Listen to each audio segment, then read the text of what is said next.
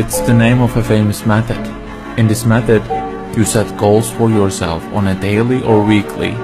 You start to put cross to the days on which you have reached your goal. You make a chain with these crosses and you don't give up. You don't break that chain. But we have a problem.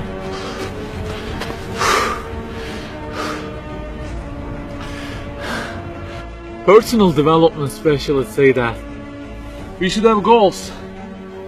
You know, they say like, don't sleep more than 6 hours, learn a language, finish a book every week, don't stop, always run, don't give up on your dream, don't break the chain. Okay, I don't object to them. I also have a table and put crosses on it every day and go after many goals, no problem. But you know what? They don't talk about the most important part of it.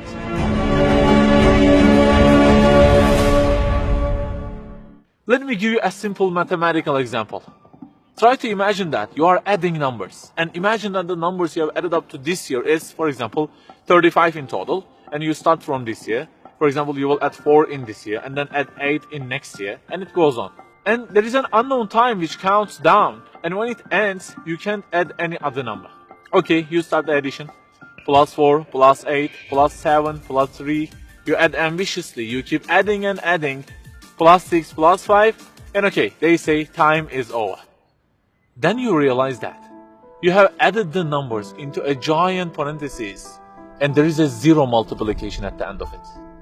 It wipes out all the numbers you have added all those years, and the result becomes 0.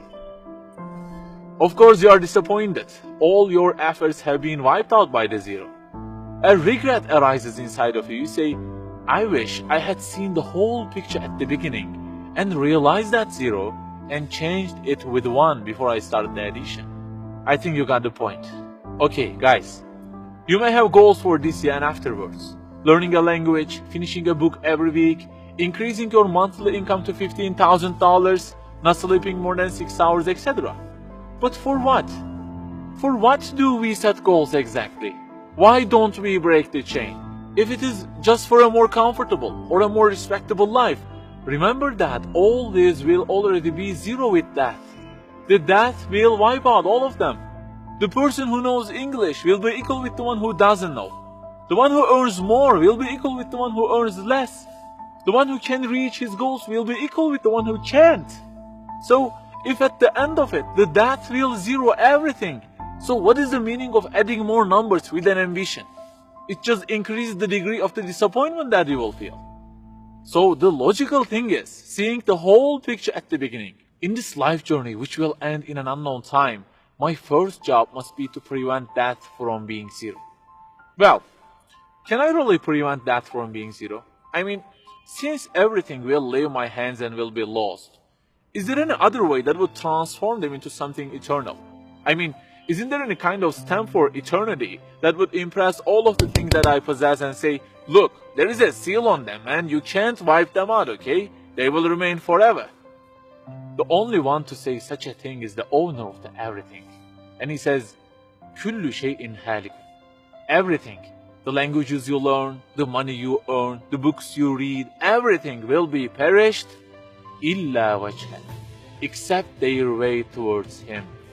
So the creator of our life says, if your intention is towards Allah, if the thing you do is for His acceptance, it won't disappear, it will be transformed into eternity in paradise. So learning a language, finishing a book every week, being rich, everything, if they are towards Him and for His sake, eternity stamp being pressed on them. For example, in this year, I will study English for 10 minutes daily. For what?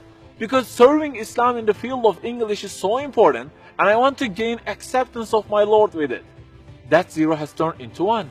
This year, I will finish a book every week. Why? Because this is the way of being a more sophisticated person and serving Islam better, and Allah who is eternal will be pleased with it. Good news, that 0 has turned into 1 because now His acceptance is your intention. I aim increasing the income of my company to $150,000. For what? Because I will spend that money on spreading the message of the Quran to the whole world and the publications that would please Him. you have exterminated the zero, because now your goal is towards him. We add and add like this through our lives, and they don't end with death. People who seek Allah's sake in their actions kill their death. Death cannot zero their additions. If the thing we do is for his acceptance, it is not mortal. You may say, I don't really love him that much, and maybe I don't really believe in him that much either. So how can I do everything for his sake? I don't even know who he is.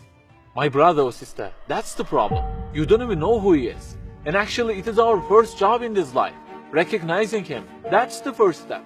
The more you recognize him, the more you love him. And the more you love him, the more you seek his sake in your actions. So learn about him. Who made you? What does he want? Why does he give you such a billion things in each day? Read, find out. Turning the zero into one is a lifelong process. Start at the point that you are missing and try to fix it. Like the specialists say, don't break the chain, but keep the chain to gain his acceptance. Run, but run to be eternal. An unknown time counts down, and before starting to add the numbers, the first thing you have to do is to remove that zero. Otherwise, everything you added will be wiped out.